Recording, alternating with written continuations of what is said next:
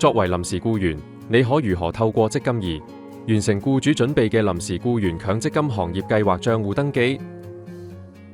當僱主透過積金易平台為你登記參加強積金行業計劃後，不論你已經註冊咗定未註冊積金易，你都將會收到來自平台嘅電郵或短信通知。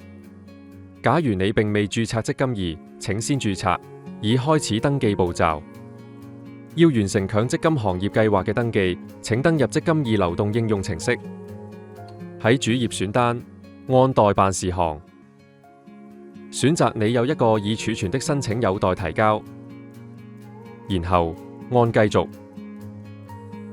按開始登記前，請仔細閱讀指示，從清單入面選擇一個行業計劃，按下一步，然後請使用智方便嚟驗證你嘅身份。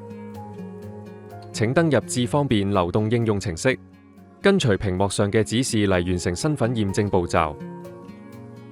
然後輸入餘下嘅所需資料，包括聯絡資料、地址等等。選擇以電郵地址或手機號碼接收一次性密碼進行驗證。輸入你收到嘅驗證碼。輸入你嘅投資選擇，核對及確認你提交嘅資料，並按提交。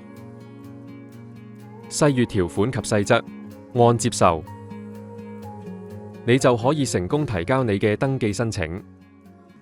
登記完成後，有關結果將會透過電郵或者短信向你發出。準備好發掘更多積金易平台嘅功能未？立即瀏覽積金易網站www.empf.org.hk， 了解更多。